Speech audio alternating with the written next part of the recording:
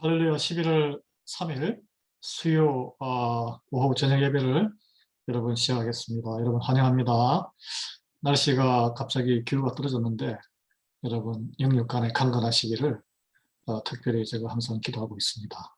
우리 찬송 88장 내 진정 사모하는 우리 구주 예수 그리스도 내 진정 사모하는 찬송 88장으로 예배를 시작하도록 하겠습니다.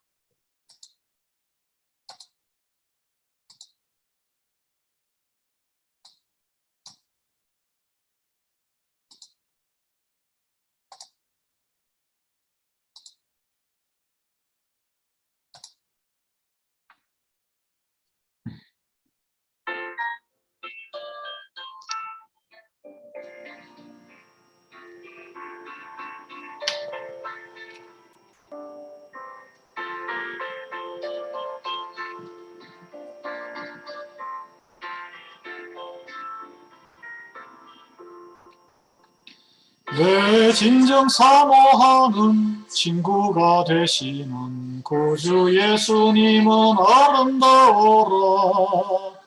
산 밑에 백합하여 빛나는 새벽별 주님 형을 길 아주 없도다. 내 맘이 아플 적에 큰 위로 되시며 나 외로울 때 좋은 친구라. 주는 저 산 밑에 백합 빛나는 새벽별 이 땅 위에 비길 것이 없도다. 내 몸의 모든 염려 이 세상 고락감 나와 함께 합지 밝혀주시고 시험을 당할 때에 나를 개교를 접시 물리치사 날 지키시네. 온 세상 날 버려도 주 예수 안 버려 끝까지 나를 돌아보시니 주는 저 산 밑에 백합 빛나는 새벽별 이 땅 위에 비길 것이 없도다.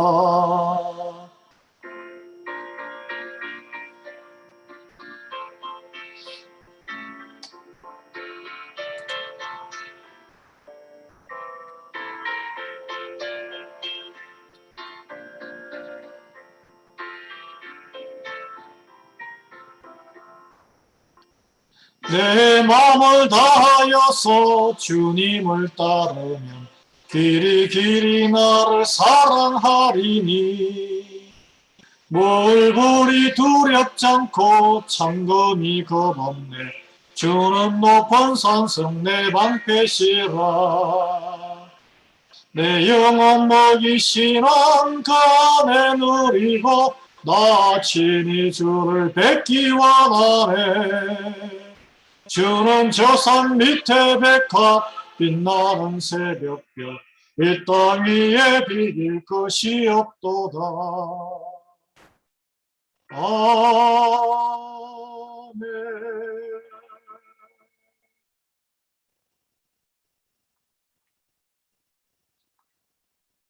우리 사도신경으로 신앙 고백 함께 하도록 하겠습니다.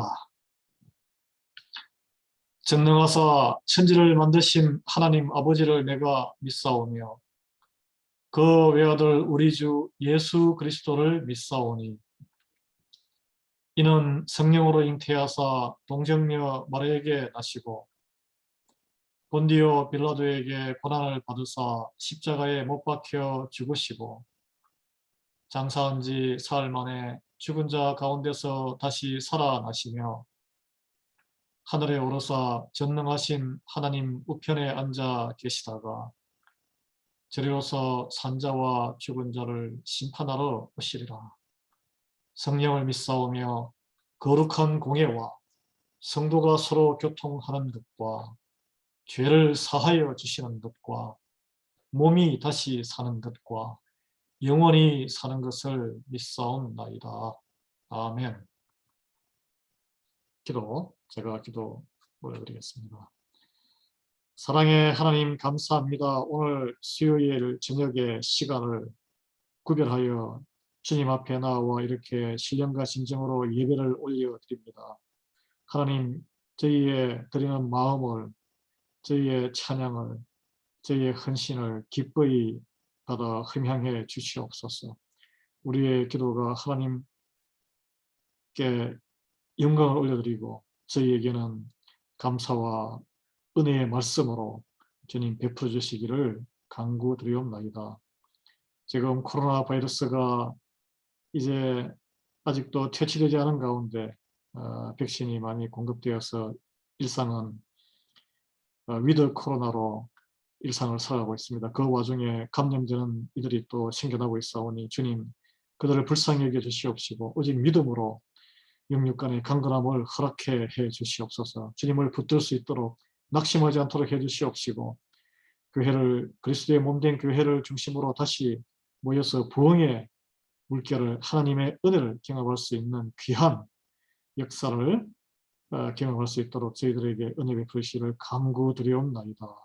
각 가정에서 예배드리는 우리 리하이베리 한인교회의 귀한 하나님의 자녀들 주님께서 지켜주시옵시고 그들이 하나님의 나라를 풍성하게 또 섬길 수 있도록 믿음과 물질로도 충만하게 풍성하게 해주시기를 간구드리옵나이다.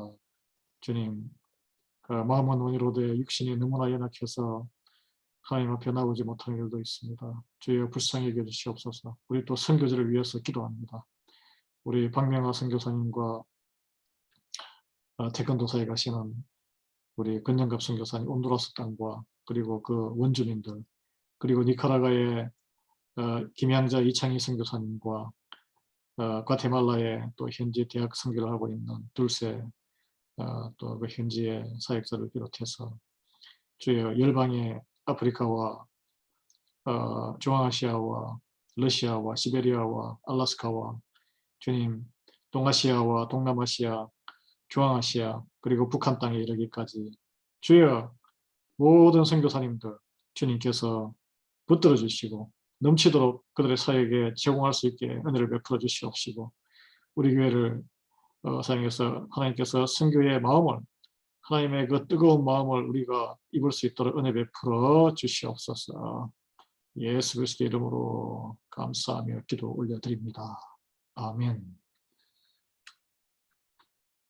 오늘 우리 말씀은 전도서 4장 4절을 보겠습니다. 우리 화면 보시면서 전도서 제가 읽어드리겠습니다. 여러분, 전도서는 시편, 잠언, 그 다음에 전도서입니다.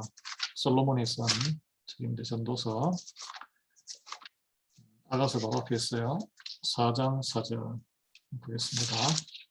구약 성경 952쪽에 있습니다. 구약 952면 4장 4절. 내가 또 본즉 사람이 모든 수고와 모든 재주로 말미암아 이웃에게 시기를 받으니 이것도 헛되어 바람을 잡는 것이로다. 아멘. 인생에 많은 수고를 하는데 많은 수고와 그 모든 것이 헛되다라는 이 전도자의 한탄과 그런 선포입니다. 이 쉬운 성경으로 보면 이렇게 번역이 되어 있어요. 또 살펴보니 모든 수고와 성취는 이웃에 대한 시기심에서 발생하였다라고 이렇게 나와 있어요. 우리가 삶에서 이루는 모든 수고와 성취가 다른 사람들에 대한 그런 시기심에서 많이 driven, 이끌렸다는 것이죠. 이끌렸다. 오늘 저는 여러분과 함께 목적이 이끄는 삶, 세 번째 시간으로 우리의 삶을 추동하는 driven 하는 이끌고 가는 것이 무엇인가에 대해서 한번 같이 나눠보고자 합니다. 네. The purpose-driven life. 우리의 삶은 어떤 목적이 이끌어가는 삶이 되어야 되는데 목적이 이끌어가지 못하는 삶으로 살 때에 어떤 모습으로 보이는지 또 무엇이 저와 여러분의 인생의 목적이 이끌어가는 것이 무엇인지를 오늘 같이 한번 우리가 생각하는 시간이 되면 좋겠어요. 네. 그래서 오늘 제목은 세 번째, What drive your life? 당신의 삶을 이끌어가는 것은 무엇입니까? 삶의 원동력은 무엇입니까? 내가 이 세상에 존재하는 이유 중에 큰 이유, 무엇으로 이끌리며 무엇이 나의 삶을 통제하면서 무엇이 나에게 삶의 방향을 제시하면서 내 인생을 살아가고 있는가. 그걸 이제 이야기하는 거죠. 그에 대한 논의입니다. 예. 모든 사람은 무엇인가에 이끌려서 살고 있습니다. 그래서 이 유명한 시인이자 토마스 칼라일은 목적이 없는 사람은 키 없는 방향타가 없는 배와 같다. 한낱 뜨돌이요 아무것도 아닌 인간이라고 부를 수조차 없는 사람이다. 아주 극단적인 발언을 했는데, 왜냐하면 사람들은 무언가에 이끌려서 살아가고 있기 때문입니다.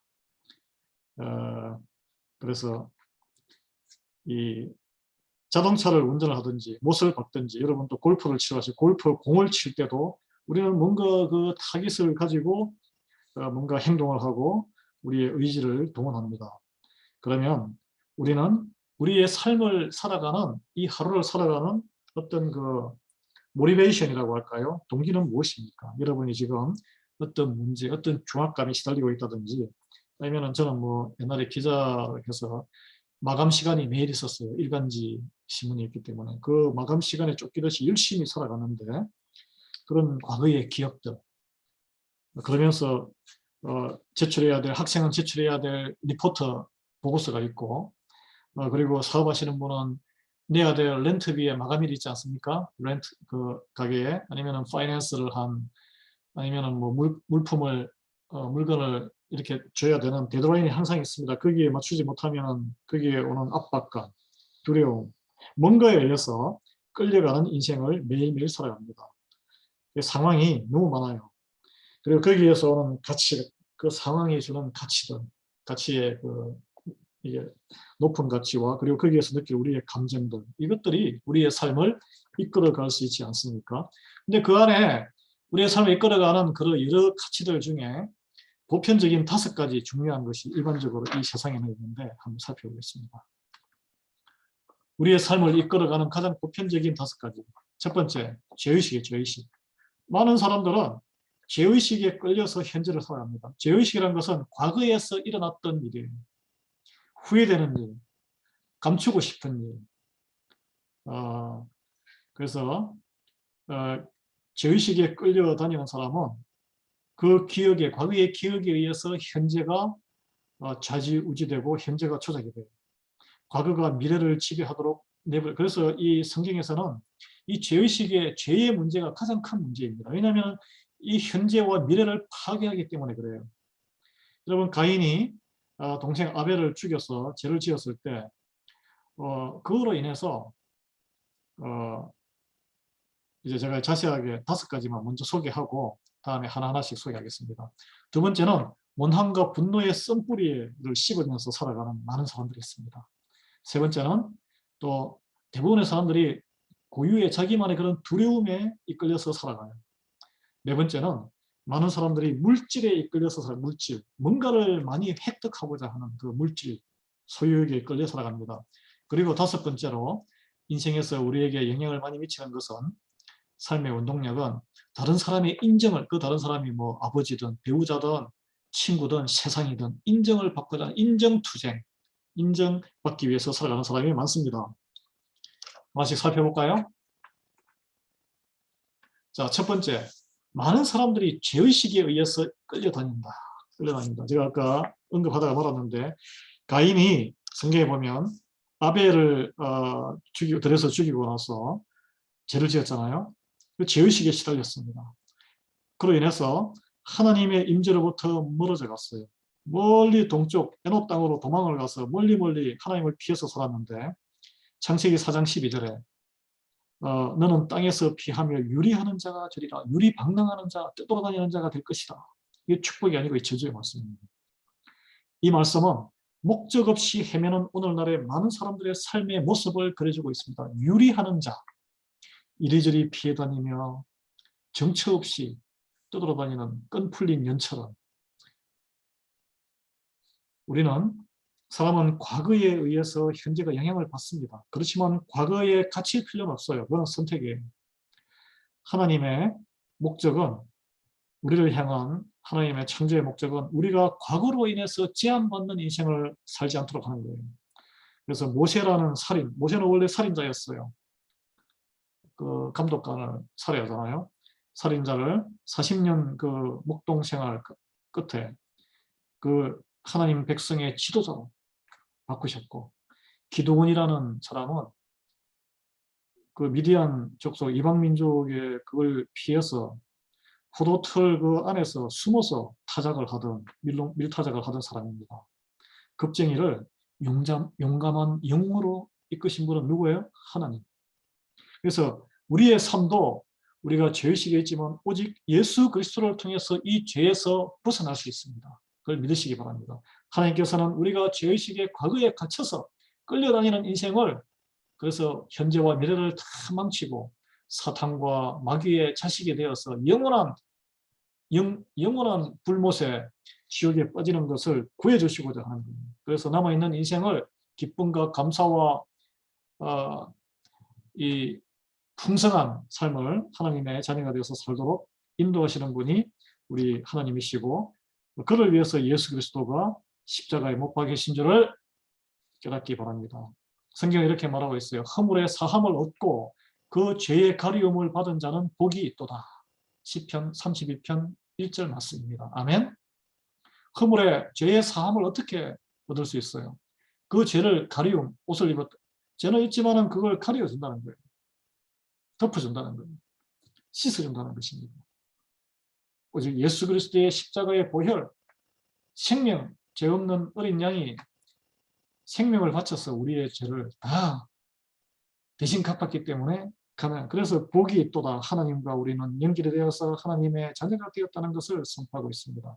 그러면 과거의 죄의식에서 다 벗어날 수 있어요. 새로운 출발을 할 수 있습니다. 그것이 예수 그리스도를 믿는 자의 특권이에요. 두 번째, 많은 사람들이 원한과 분노의 쓴뿌리에 의해서 끌려다니는 삶을 살고 있습니다. 그래서 이런 사람들은 상처를 입은 그 트라우마라 그러죠? 벗어나지를 못해요. 용서를 하면은, 용서하고 용서받으면은 그걸 뛰어넘고 이제 그 다음 단계로 넘어가는데, 그걸 못하고 용기를 못 내어서 원한을 품고 화를 계속 내고, 화를 어떻게 내냐?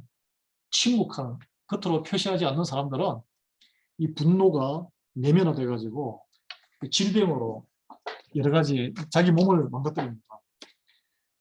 반면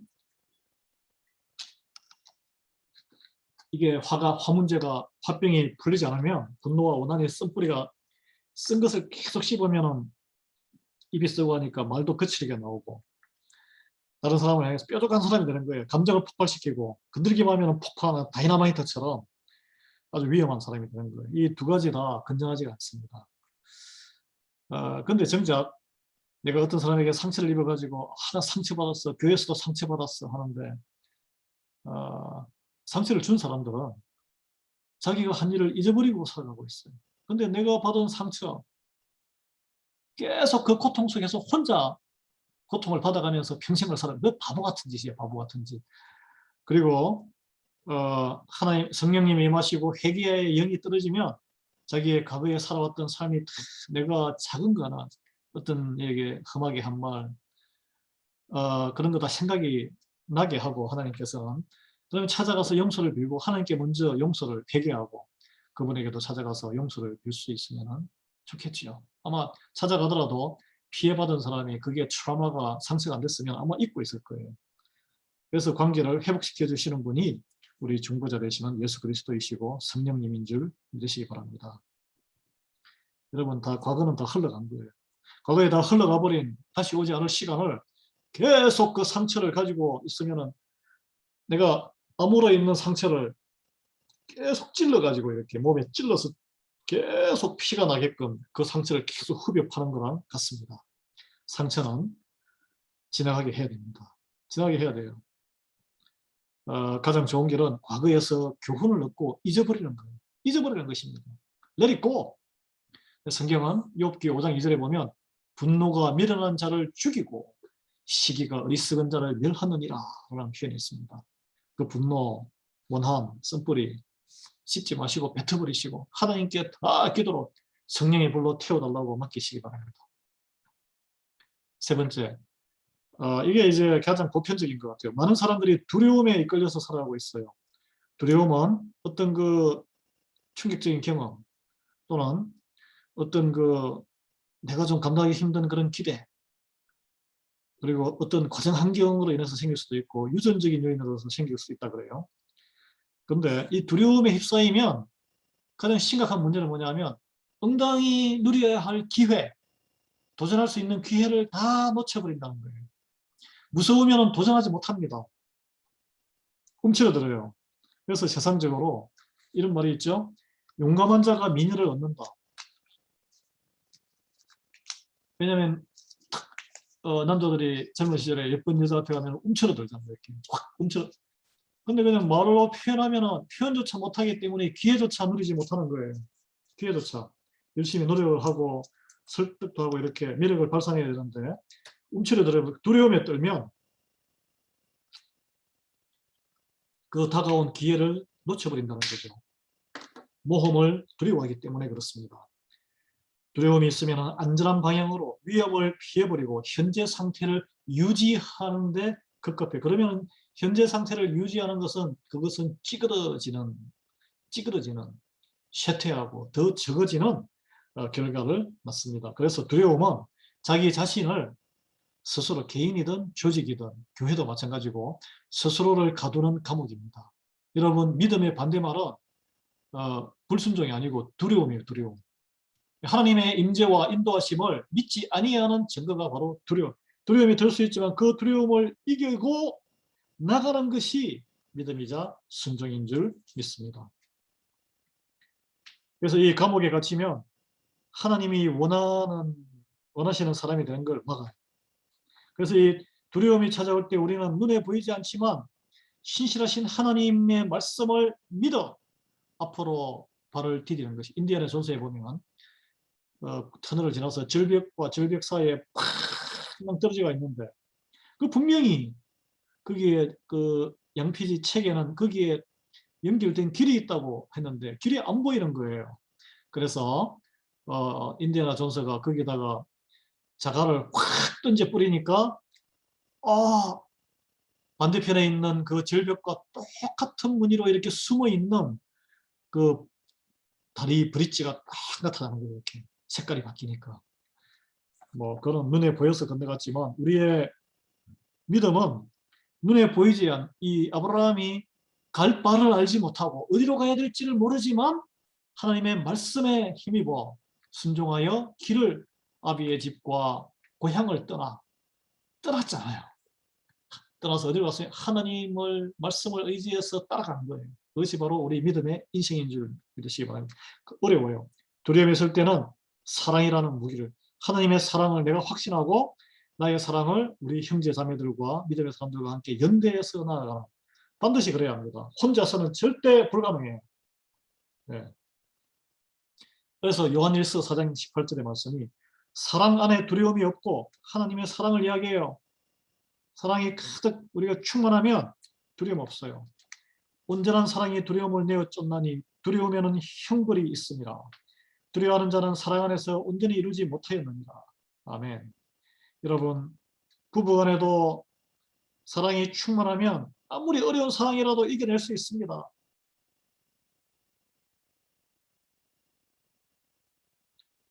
여기에 말씀에 성령의 말씀, 우리는 성경 말씀을 새겨들어요. 두려우면 무엇이 있어요?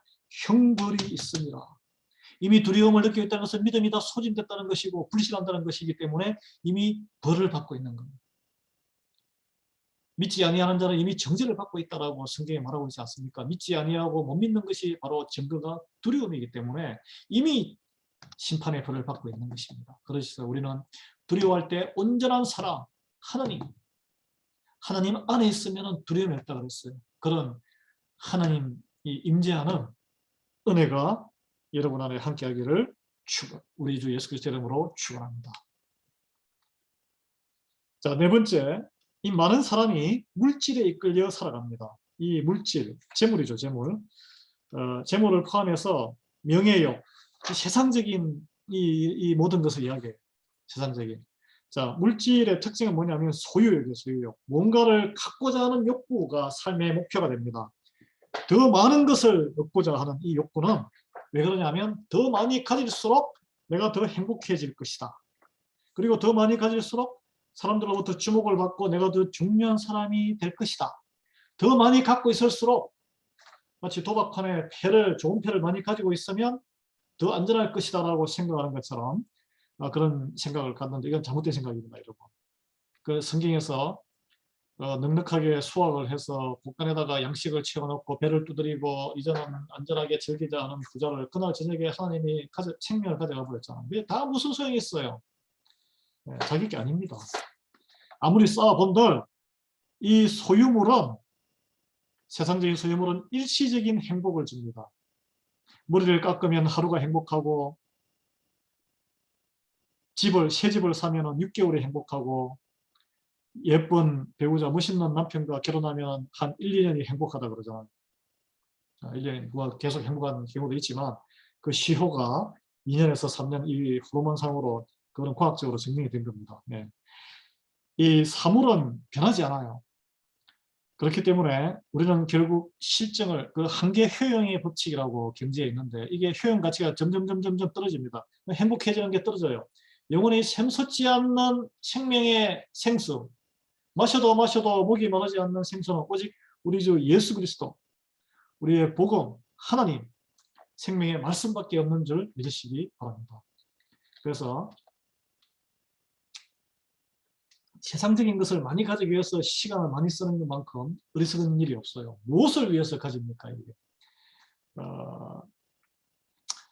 이게 자아가치, self-worth와 소유가치, net-worth 이런 그 단어가 있는데 내가 소중해지는 것이 내가 많이 뭔가를 가짐으로써 소중해진다는 것은 이게 동등한 이꼴 아닙니다. 여러분 착각하시면 안 돼요. 왜냐하면 우리의 각 사람의 가치는 그 사람이 뭔가를 지위라든지 뭔가를 아니면 뭐 재물이라든지 뭔가 외모를 많이 가지고 있음에 의해서 결정되는 게 아니에요. 절대 아닙니다. 네. 특히 돈에 대해서 요즘 자본주의사에서 돈이 많을수록 더 안전하다라고 하는데 절대 그렇지 않아요. 돈이 많아서 더 위험한 경우도 많아요. 이 불안 것은 통제할 수 없어요. 한순간에 날아갑니다. 네.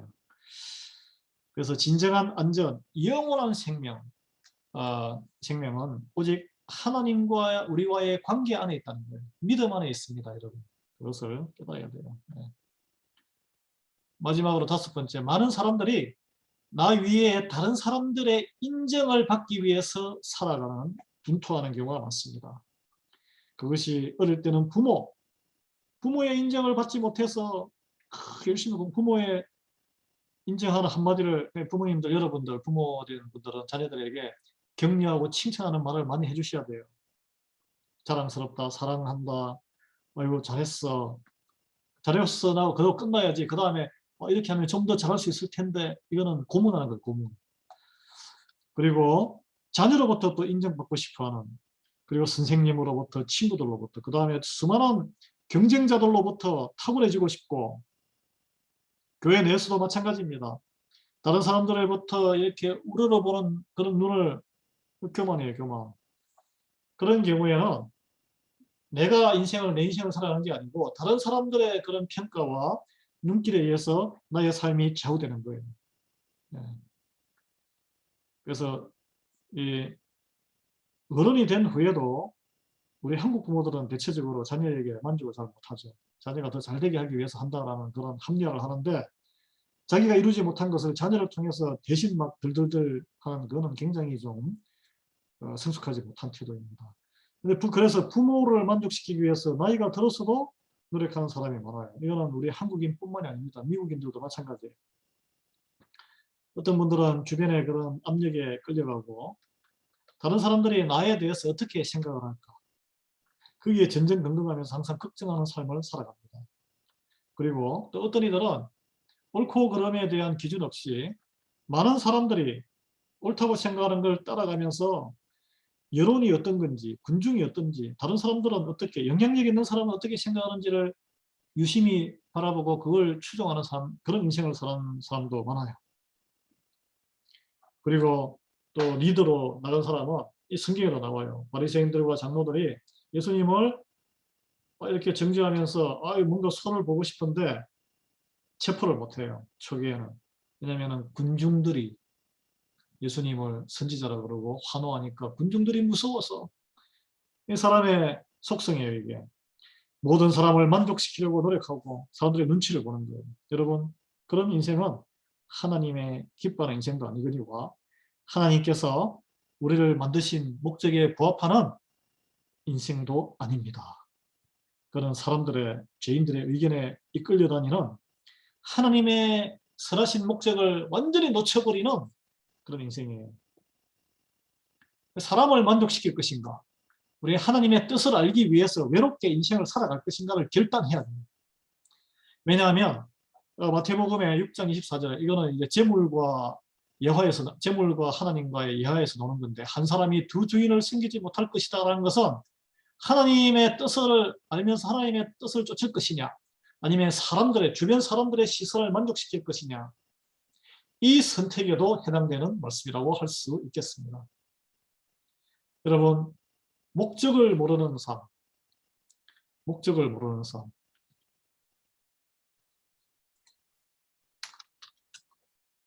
이 하나님께서 우리를 만드시고 창조하시고 우리에게 생명을 허락하신 그 뚜렷한 목적이 있는데, 각자에게 주어진 그런 사명이 있는데 그것에 관심이 없고 세상 사람들에게만, 자기 주변의 사람들 그리고 가족들에게 만족시키기 위해서만 사는 인생, 나중에 험함에 빠집니다. 험함에 빠져요. 스트레스 빠져요.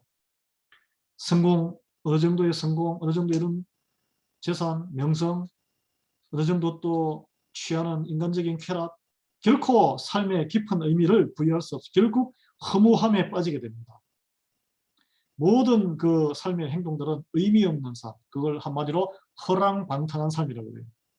굳이 세상적으로 술 먹고 막 엉뚱한 짓 하고 이런 삶이 허랑방탕한 게 아니라 방향이 없는 삶, 낭비하는 삶, 이유 없이 분주하기만 한 삶, 세상적인 교제가 분주한 삶, 하나님의 목적에 전혀 부합하지 않는 삶, 그것은 하찮은 삶이고 무의미한 삶이에요.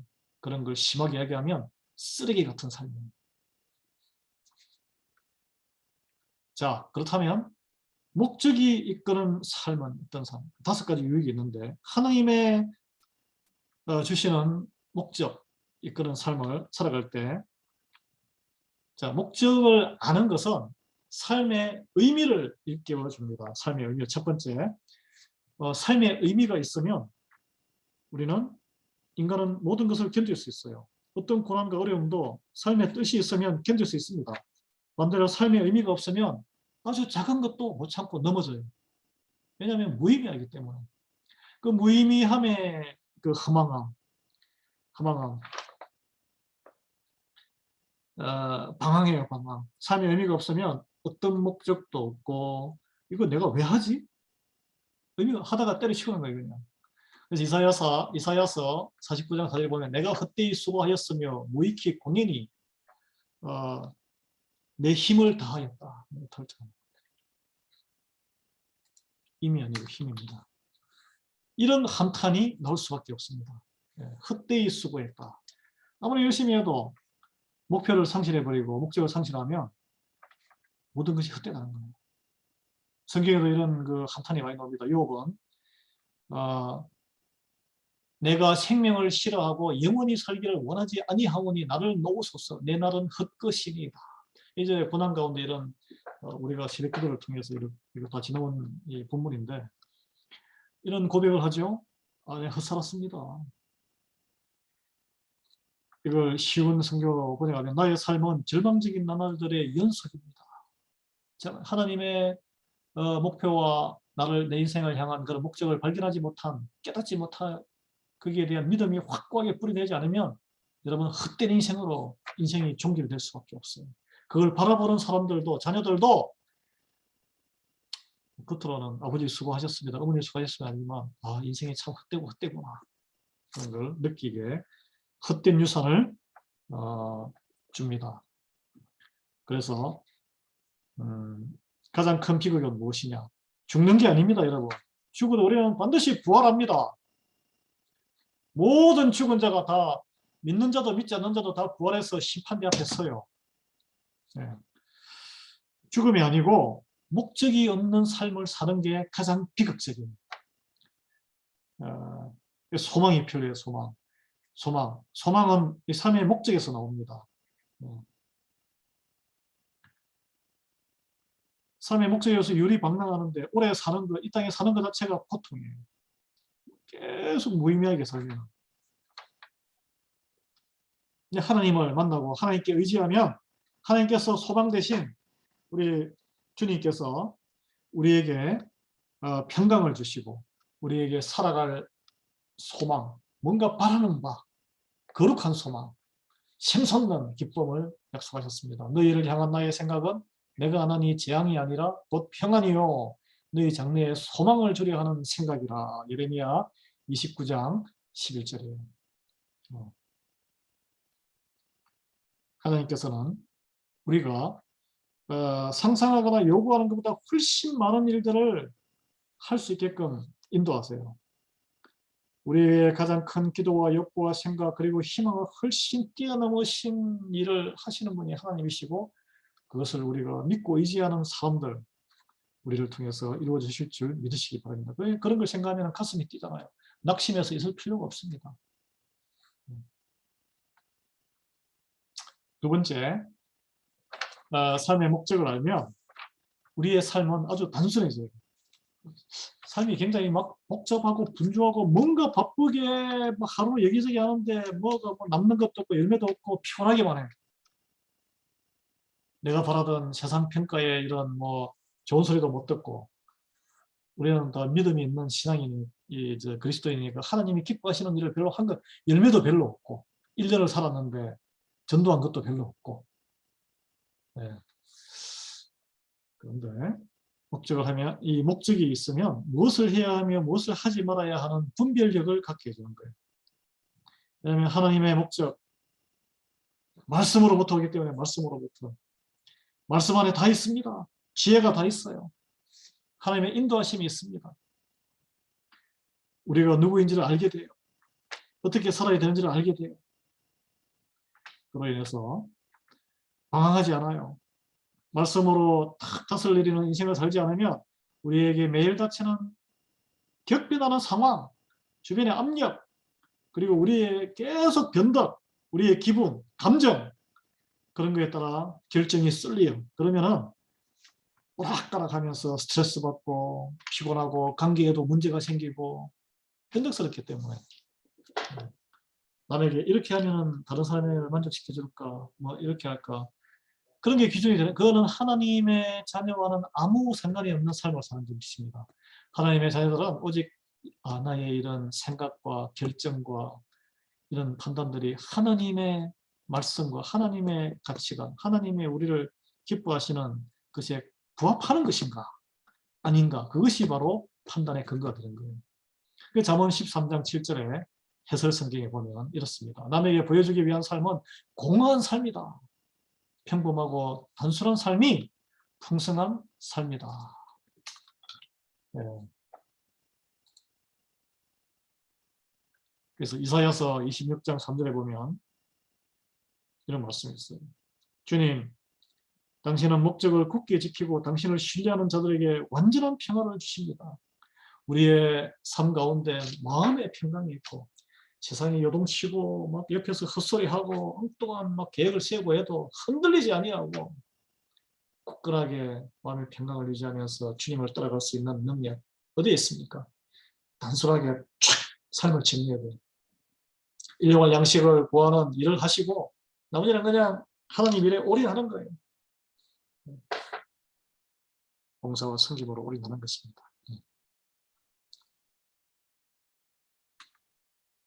세 번째, 목적을 알면 초점을 맞추는 삶을 살게 됩니다.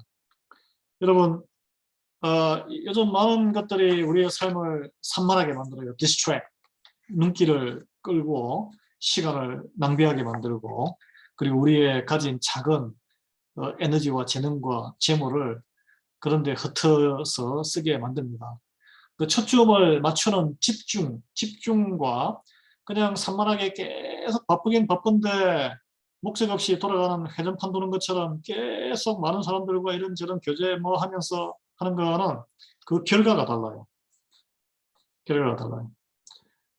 마치 햇살이 하늘에서 확 비추는데 사방에 쫙 다 비추는 거와 돋보기를 쫙 대면은 이 빛이 쫙 보이잖아요. 그러면은 풀도 타고 종이도 바로 불이 확 붙는 것과 같습니다. 그래서 우리가 초점을 에베소서 5장 10절에 보면 그러므로 어리석은 자가 되지. 어리석은 자는 이렇게 막 산만하게 이것도 해보고 저것도 해보고 혼란스러운 마음에 혼란이 있는 마음에 근심하는 자. 근심이란 뜻이 근심하는 자 많이 나오잖아요. 성경에. 근심하지 마라 그러는데 근심이 마음이 쪼개져서 이리저리 유리방랑하는 것을 말합니다. 하나님에게 마음에 탓을 내리지 않은 사람을 이야기해요.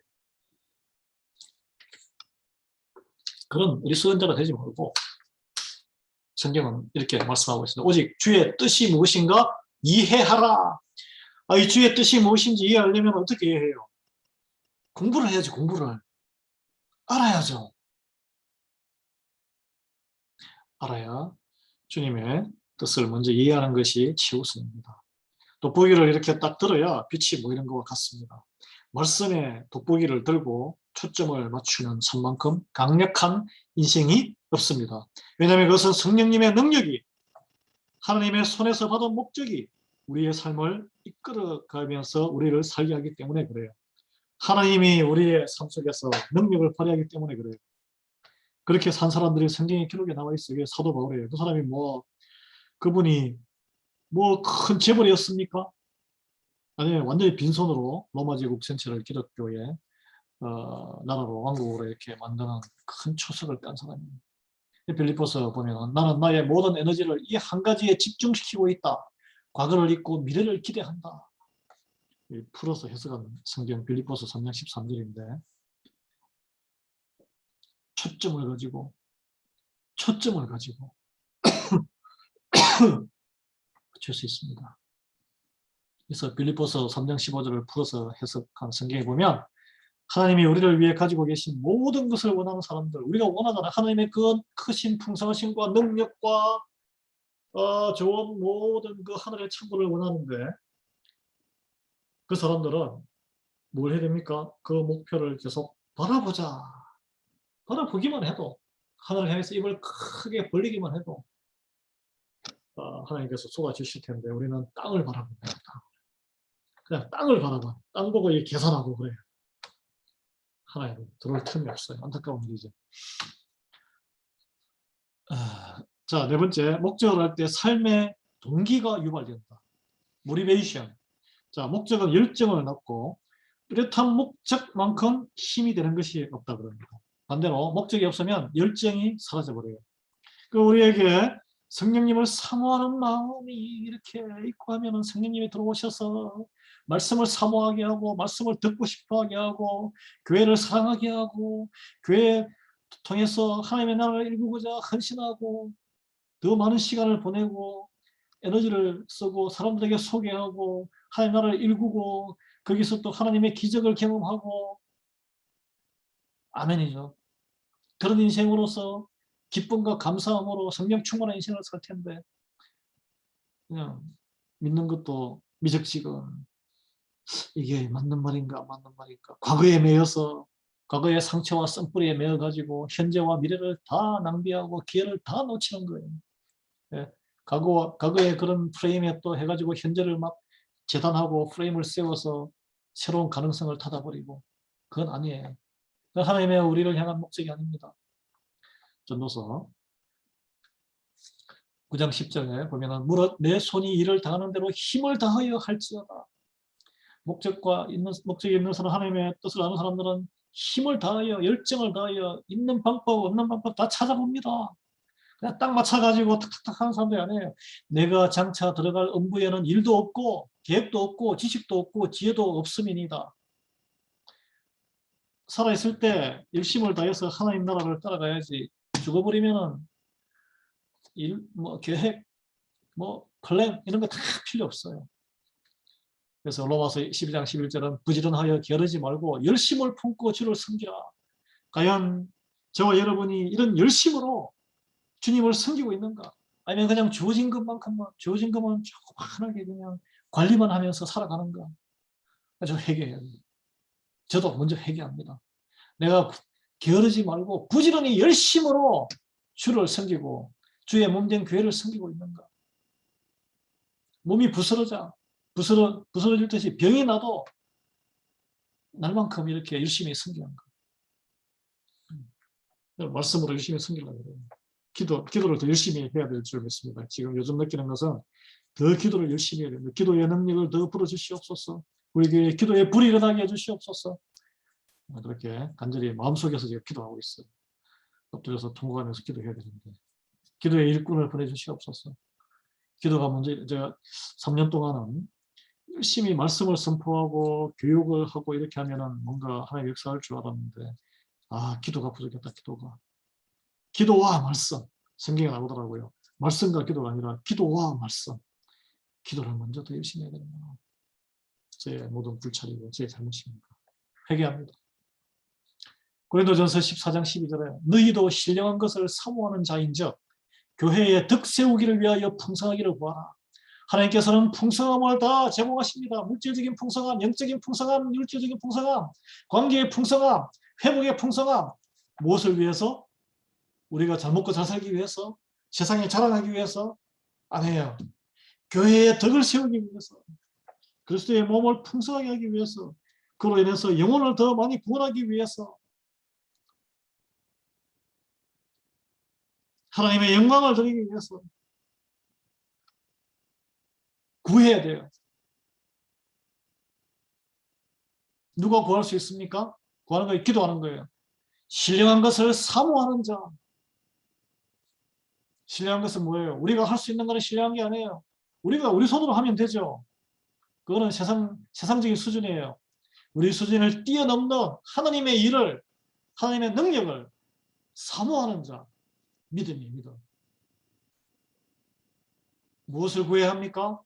교회의 덕을 세우기 위해서 풍성하기를 구해야 된다. 이 말씀 참 좋은 말씀이에요. 고린도전서 14장 12절 말씀. 은혜되는 말씀입니다. 우리가 따라가야 할 말씀이에요. 구하라. 어떻게? 기도함으로 구하는 거죠. 아멘. 다섯 번째, 목적을 암으로써 영원한 생명을 준비할 수 있습니다. 이 목적, 하나님의 목적을 우리의 영생에 들어가기가 쉽지 않아요. 하나님의 우리의 인생을 향한 뜻이 뭔지도 모르는데 그냥 막연하게 예수 그리스도를 믿습니까? 네. 여러분, 우리 인생을 하나님께서 이 땅에 왜 보내셨을까요?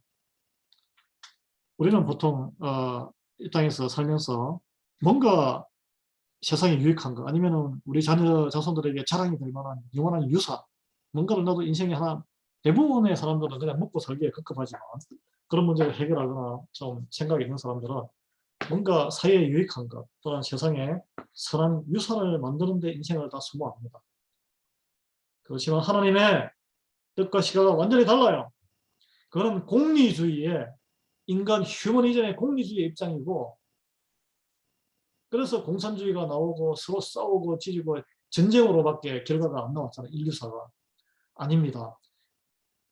인간을 이 땅에 보내신 이유는 영원한, 우리가 죄인으로 이렇게 태어나서 이렇게 태어난 이유는 하나님께서 영원한 생명, 영생을 준비하는 기간을 이 땅에서 죄인에서 돌이켜서 하나님의 자녀로 돌아올 수 있는 기회를 주신 거예요. 우리한테. 그걸 우리는 기억해야 돼요. 그래서 로마서 14장 10절 12절에 보면 기억하라. 우리 각자는 하나님의 심판대에 서게 될 것이다. 믿는 자나 믿지 않는 자나 다 하나님의 심판대에 서게 될 것입니다. 우리 각자는 하나님께 자기 삶에 대한 셈을 해야 할 것이다. 이게 해설 성경인데 산자나 죽은 자나 다 심판대 앞에 서게 될 것입니다. 그러면은 그 심판대에 서면은 어떤 질문을 받겠죠. 추정할 수 있어요. 어떤 질문을 할까요? 너 공부 열심히 해가지고 어느 대학까지 졸업했어? 학위가 몇 개야? 어느 가게 열심히 해가지고 돈을 얼마나 모았니? 직원들을 얼마나 고용했니? 너 열심히 자녀를 많이 생산했구나. 장하다. 그러겠습니까? 아니면 너 열심히 몸매 관리해가지고 아름다운 미모를 많이 뽐내었니? 그러겠어요. 아니 너 열심히 달리기 열심히 해가지고 기록을 세워서 기네스북에 기록을 올렸구나. 그런 질문 안 합니다. 저는 확신해요. 너는 나의 아들 예수 그리스도를 뭐라 생각했으며 그와 함께 무엇을 하였느냐? 내가 준 너의 이 땅에서의 생명의 기간 동안에 나의 아들, 나의 본체인 예수 그리스도를 너는 뭐라고 생각했느냐? 그와 함께 뭘 한 일이 있느냐? 내가 너에게 생명을 주고 너에게 많은 달란트와 은사와 물질과 재능을 다 허락했는데 너는 그것으로 무엇을 했니? 아마 이렇게 질문하지 않을까 싶어요. 여러분 이런 질문에 대해서 대답할 준비가 되어 있습니까? 대답할 준비가 확실히 되어 있는 분들은 구원에 확신 있는 분들이에요. 여기에 미적거리면 여러분 믿음을 다시 한번 생각해 보시고 삶을 다시 리셋하시기 바랍니다. 자, 이제 결론 맺겠습니다. 결론. 이 내 삶의 목적에 대해서 우리가 생각하는 것은 목적을 따라 사는 것이 영원한 생명, 평강으로 이 땅에서 평강으로 가는 길입니다. 구원으로 가는 길이에요. 예수님은 내가 길이요 진리요 생명이요 나로 말미암지 않고는 아버지께로 올 자가 없느니라. 우리의 인생의 삶의 목적을 발견하고 따라가려면 예수님이 걸어갔던 그 길, 예수님이 진리란 것을 우리가 믿음으로 받아들이고 우리 그 생명 되신 예수님을 따라가서 하나님께 갈 수 있는 거예요. 인생의 목적은 하나님의 앞으로 나아가는 길입니다. 우리 그냥 뭐 눈앞에 보이는 이런 걸 쫓아가는 게 인생의 목적이 될 수 없어요. 딱 막 쫓아가 보십시오. 끝에는 허무함밖에 안 남습니다. 그때는 이미 it's too late. 육신이 다 연로하고 사가서 더 이상 이제 쓸 수 있는 것도 없고 시간도 없고 남아있는 시간도 없고 여력도 없고 그때 주님 그때 순종하기 전에 아이고 믿습니다 한마디 하고 주님 앞에 가면은 무슨 할 말이 있겠어요. 자, 외울 말씀 이사야서 26장 3절 암송하시기 바랍니다. 주께서 심지가 견고한 자를 평강의 평강으로 지키시리니 이는 그가 주를 의뢰함이니이다.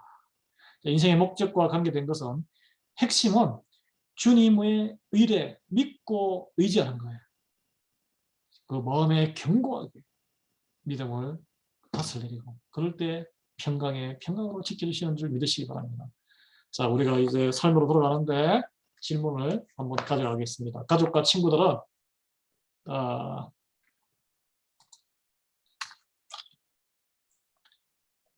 우리 가족과 친구들한테 물어보세요. 당신의 삶의 원동력은 무엇이라고 생각합니까? 여러분들이 보시기에 나는 무엇으로 내 삶을 살아가고 있다고 생각합니까? 모티베이션. 엔진이죠, 엔진. 나의 삶을 하루를 살아가게 만드는 동기, 중요함이 무엇이라고 그들은 말하고 있는 거예요. 다 드러나게 돼 있거든요. 그리고 본인은 나는 어떤 사람이 되고 싶은가? 자, 믿는 자나 믿지 않는 자나 나중에 다 하나님 재림하신 예수님 앞에 심판되었을 텐데 예수님이 너 살았을 때 나를 예수 그리스도를 뭐라고 생각하고 나와 함께 내가 준 성령 또는 나와 함께 무엇을 하였느냐? 하나님이 너에게 준 것을 들로 너는 어디에 어떻게 사용해서 어떻게 살았니? 이렇게 하면 여러분 어떤 대답을 하실 거예요? 오늘 그걸 한번 곰곰이 생각하면서 주무시기 전에 기도하시고 삶을 한번 리셋하시는 여러분 되시기를 예수 그리스도의 이름으로 축원합니다. 자, 이제 기도하고 축도로 마치겠습니다.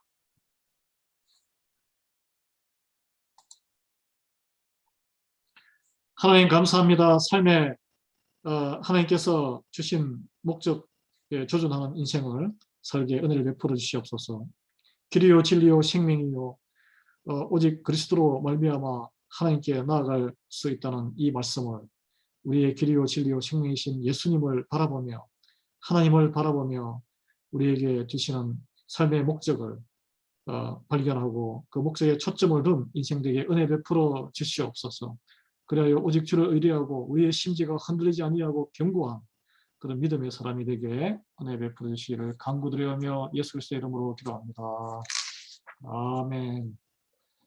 지금은 우리 주 예수 그리스도의 은혜와 하나님 아버지의 우리를 하신 사랑하심과 성령님의 감동감화 교통 충만하심, 하나님께서 우리를 이 땅에 보내실 때 우리의 죄를 깨닫고 영원한 생명을 준비하는 하나님의 자녀로 거듭나서 예수 그리스도를 믿어 십자가의 그 길을 따라 살아갈 때에 목적이 이끄는 삶을 살아가서 영원한 생명을 준비하는 삶을 살아가는 그런 귀한 성도로 살아가기로 결단하는 우리 리아이벨리 하나님교회 수요예배에 참여한 모든 하나님의 귀한 자녀들, 그들의 권속들과 그리고 일방의 모든 선교사님들과 교회 위에 지금부터 영원토록 함께하기를 간절히 축원드리옵나이다. 아멘. 평강한 저녁 되시기를 바랍니다.